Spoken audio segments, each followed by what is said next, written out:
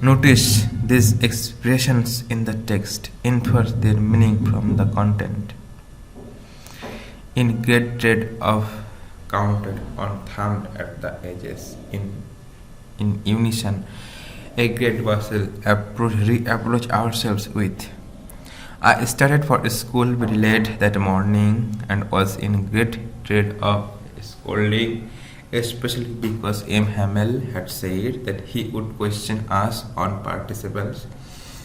I did not know the first word about them.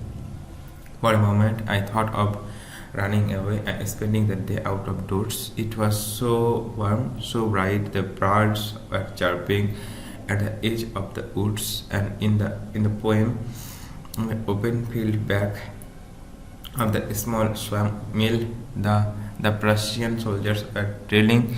It was all much more tempting than the rule of participles, but I had the strength to resist and hurried off to school.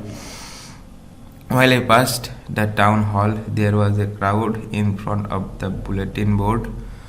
For the last 2 years, all our bad news had come from there. The lost battles, the draft, the orders of commanding officer, and I thought to myself without stopping, what can be the matter now? Then I was hurried by as fast as I could.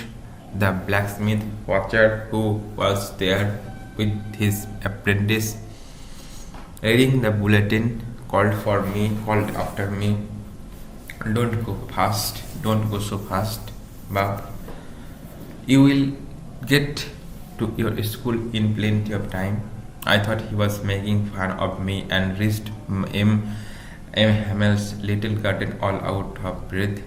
Usually when school began, there was a great bustle, which could be heard out in the street, the opening and closing desks, lessons repeated in unison, very loud, and with our hands over our ears to understand better, and the teacher's great ruler rapping on the table. But now it was also still. I had counted on the commotion to get to my desk without being seen, but of course that day everything had to be as quiet as Sunday morning. Through the window I saw my classmates already in their places, and Mr. Hamel walking up and down with his teddy bear iron ruler under his arm. I had to open the door and go in before everybody. You can imagine how I blushed and how frightened I was, but nothing happened. M. Hamel saw me and said very kindly, "Go to your place quickly, little French. We were beginning without you." I jumped over the bench and sat down at my desk. Not till then, when I had got a little over my fright, did I see that our teacher had on his beautiful green coat, his frilled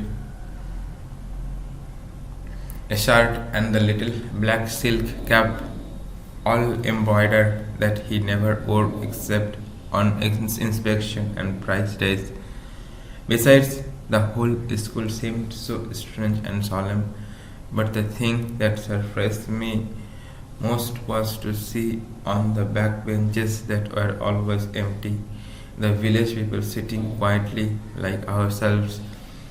Old Hauser with his three-cornered hat, the former mayor, the former postmaster, and several others besides. Everybody looked sad, and Hauser had brought an old primer, thumbed at the edges, and he held it open on his knees with his great spectacles lying across the pages. While I was wondering about it all, M. Hamel mounted his chair, and in the same grave and gentle tone which he had used to me, said, "My children, this is the last lesson I shall give you. The order has come from Berlin to teach only German in the schools for Alsace and Lorraine. The new master comes tomorrow. This is your last French lesson. I want you to be very attentive What a thunderclap these words were to me. Oh, wretches. That was what they had put up at the town hall. My last French lesson, why I hardly knew how to write. I should never learn anymore. I must stop there. Then, oh, how sorry I was for not learning my lessons, for seeking birds' eggs or going sliding on the sand. My books that had seemed such a nuisance a while ago, so heavy to carry, my grammar and my history of the saints were old friends. How my old friends now that I couldn't give up and Hamel too. The idea that he was going away, that I should never see him again, made me forget all about his ruler and how cranky he was. Poor man, it was in honor of this last lesson that he had put on his fine Sunday clothes, and now I understand why the old men of the village were sitting there in the back of room. It was because they were sorry too that they had not gone to school more. It was their way of thanking our master for his 40 years of faithful service, and I'm sorry that was theirs no more. While I was thinking of all this, I heard my name called. It was my turn to recite. What would I not have given to be able to say that dreadful rule for the participle all through, very loud and clear, without one mistake? But I got mixed up on the first words and stood there, holding on to my desk, my heart beating and not daring to look up. I heard Mr. Hamel say to me, I won't scold you, little French, you must feel bad enough. See how it is. Every day we have said to ourselves, bah, I have plenty of time, I will learn it tomorrow, and now you see where you have come out. Ah, that's the great trouble with us Alsace. She puts off learning till tomorrow. Now those fellows out there will have the right to say to you, how is it you pretend to be Frenchmen, and yet you can neither speak nor write your own language? But you are not the worst, poor little French. We have all a great deal to reproach ourselves with. Your parents were not anxious enough to have you learn. They preferred to put you to work on a farm or at the mills, so as to have a little more money. And I have been to blame also.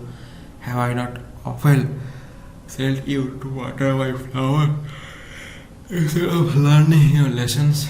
And when I wanted to go fishing, did I not just give you a holiday? Then from one thing to another, Mr. Hamel went on to talk of the French language, saying that it was the most beautiful language in the world, the clearest, the most logical, that we must guard it among us and never forget it. Because when a people are enslaved, as long as they hold fast to their language, it is as if they had the key to their prison. Then he opened a grammar and read out our lesson. I was amazed to see how well I understand if all he said seemed understood it. All he said seemed so easy. I think too that I had never listened so carefully, and that he had never explained everything with so much patience. It seemed almost as if the poor man, wanted to give us all he knew before going away, and to put it all into our heads at one stroke. After the grammar, we had a lesson in the writing.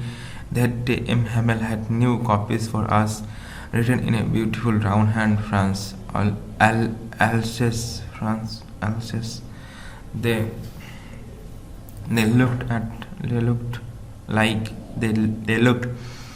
little flags floating everywhere in the schoolroom, hung from the rod at the top of our desks. You ought to have seen how everyone set to work and how wide it was. The only sound was the scattering of the pens over the papers. Once some petals flew in, but nobody paid any attention to them. Not even littlest ones who worked right on the dressing their fish hooks as if that was French too. On the roof the pigeons cooed very low, and I thought to myself, will they make them sing in German? Even the pigeons, whenever I looked up from my writing, I saw Mr. Hamill sitting motionless in his chair and gazing first at one thing, then at another, as he wanted to fix in his mind just how everything looked in that little schoolroom. Fancy for 40 for 40 years he had been there in the same place with his garden outside the window and his class in front of him. Just like that, only the desks and benches had been worn smooth. The walnut trees in the garden were taller, and the hop-vine that he had planted himself twined about the windows to the roof. How it must have broken his heart to leave it all. Poor man, to hear his sister moving about in the room above, packing their trunks, for they must have the country next day. But he had the courage. He to hear every lesson to the very last. After the writing, we had a lesson in the history, and then the babbles chanted their ba, a, b, bo, boo. Down there at the back of the room, old Hauser had put on his spectacles and, holding his primer in both hands, spelled the letters with them. You could see that he too was crying. His voice trembled with emotion, and it was so funny to hear him that we all wanted to laugh and cry. Ah, how well I remember it, that last lesson. All at once the church clock struck 12, then the Angelus. At the same moment, the trumpets of the Prussians returning from drill should under our windows. M. Hamel stood up, every bell in his chair.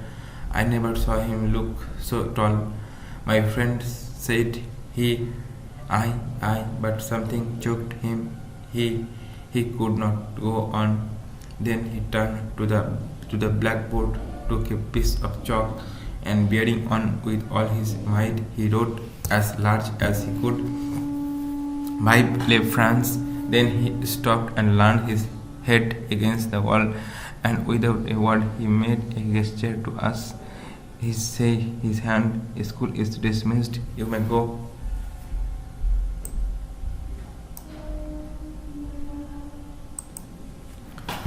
So this is a story. The story is like this. The story is narrated by a French boy. French. He is lazy but sensitive and likes to play. He dislikes studying French and hates his teacher M. Hamel. So he hates his teacher. He dislikes studying French and hates his teacher M. Hamel.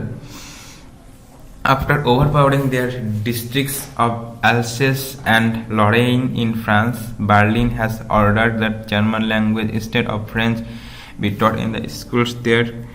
It is the last day of their French teacher M. Hamel, who has been there for 40 years.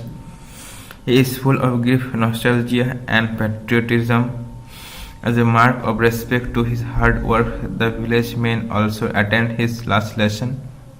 They are sad as they did not learn their learn their mother tongue, French, in their childhood. Franz is shocked to know that it's his last lesson as he does not know French. Now suddenly he gets interested in learning it and understands everything taught on that day. He develops an instant liking for the teacher, M. Hamel, and respects him for his sincerity and hard work. He feels at departing from him and is ashamed for not being able to recite the lesson of participles. M. Hamel tells them that they all are at fault for not being eager enough to learn, putting it off to the next day. He blames himself for not teaching them sincerely. His patriotism is reflected in his praise for the French language as being the most beautiful and most logical language in the world. He tells the class to guard their language as being close to one's language is the key to escape from the prison of slavery. It will help them in getting free from the Germans. They realize the importance of learning their mother tongue, and they have been defeated by the Germans because of their illiteracy. France feels that it is not possible to take away one's language from a person as it is natural to teach being. Oh, it is natural to each being. May it be good to the patience of French on the Frenchman. Hindi में बोल लेते हैं। कहानी का मुख्य पात्र फ्रांसीसी लड़का फ्रांच है। कहानी एक फ्रांसीसी लड़के फ्रांच द्वारा सुनाई गई है। वो आलसी लेकिन संवेदनशील है और खेलना पसंद करता है। उसे फ्रेंच पढ़ना पसंद नहीं है और वो अपने शिक्षक एम हेमेल से नफरत करता है। फ्रांस राज्य के जिला अल्सोस और लोरेन पर अधिकार करने के बाद बर्लिन ने आदेश दिया है कि वो वहाँ के स्कूल में फ्रेंच के बजाय जर्मन भाषा सिखाई जाए। वो उनके फ्रांसीसी शिक्षक एम हेमेल का अंतिम दिन है, जो वहाँ 40 वर्ष से पढ़ा रहे हैं। वो शोक, विषाद और देशभक्ति से भरे हैं। उनकी कड़ी मेहनत के सम्मान में गांव के लोगों भी उनके अंतिम पाठ में शामिल होते हैं। वो दुखी हो व्यक्ति, उन्होंने बचपन में अपनी मातृभाषा फ्रेंच नहीं सीखी थी। फ्रेंच वह जानकर हैरान है कि वो उनका आखिरी पाठ है। क्योंकि वो फ्रेंच नहीं जानता है। अब अचानक वो इससे सीखने में दिलचस्पी लेता है और उस दिन पढ़ाया जाने वाला सब कुछ समझता है। वो शिक्षक एम हेमेल के अचानक से पसंद करने लग जाता है और उनकी ईमानदारी और कड़ी मेहनत के लिए उनका सम्मान करता है। वो उनके विदा होने पर दुखी होता है और पार्टिसिपल्स के याद न कर पाने के लिए शर्मिंदा होता है। एम हेमेल उन्हें बताता है कि सीखने के लिए पर्याप्त उत्सुक नहीं होने इस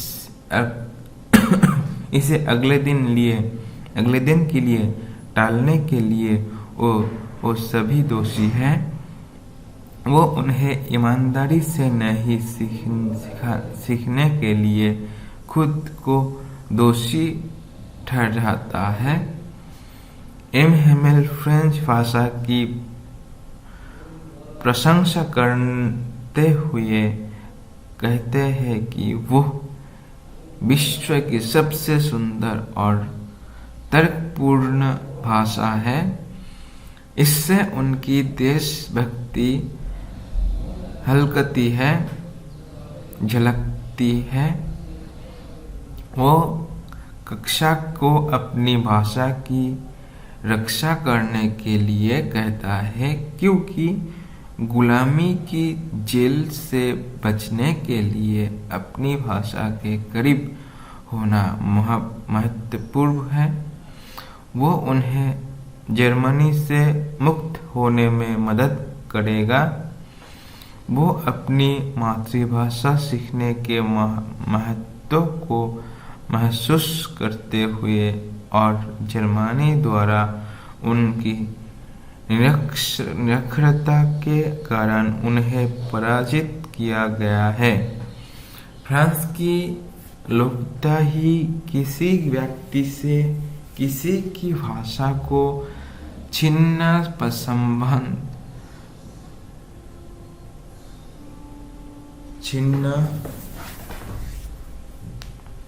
संभव नहीं है, क्योंकि वो प्रत्येक प्राणी के लिए स्वाभाविक है। जिस तरह कबूतरों के लिए कुह की आवाज स्वाभाविक है, उसी तरह फ्रांसीसियों के लिए उनकी मातृभाषा फ्रेंच भी स्वाभाविक है। यह फ्रांसीसी के लिए फ्रांसीसी हो सकता है। हम इसके थीम के बारे में थोड़ा पढ़ लेते हैं। Theme of the lesson: the importance of language and its connection with nationalisms are the central themes of the chapter the last lesson. The protagonist of the narrative is a little bit French, whose teacher M. Hamel is compelled to flee his native town in France's Alsace region because German settlers are annexing it and making German its official language. Now the mother tongue French will not longer be taught in the schools of French districts of Alsace and Lorraine. Even though it is obvious that his students won't be able to speak French in the future, the narrator's French teacher, Monsieur Hamel, is determined to give them one more lesson in the language. The teacher emphasizes that language is an integral element of one's identity and culture, and that is suppression and constitutes an act of oppression as done by the enemy country. The French villagers rage that they have been overpowered by the country soldiers because they did not value their country and their mother tongue.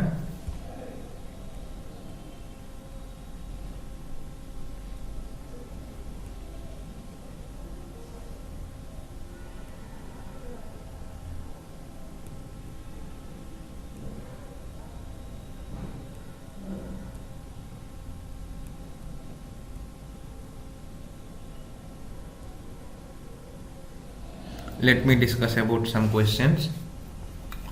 What change did the order from Berlin cause in the school? The order from Berlin directed schools in the districts of Alsace and Lorraine in French to teach German instead of French. How did France react to the declaration that it was their last French lesson? French was shocked and sad when he heard this news. Suddenly, he developed a liking for his language and was keen to learn French. He was remorseful for not learning well in the past. Was sad that his teacher M. Hamel would go away. Next question. Why were the elders of the village sitting in the classroom? The elders of the village came to the classroom to attend the last lesson of the French in the school as a mark of respect to the French teacher, a Mr. Hamel, who had been teaching there for the last 40 years. These elders had not studied well and could not read and write their mother tongue, French, and so as it was the last opportunity for them, they came to attend the class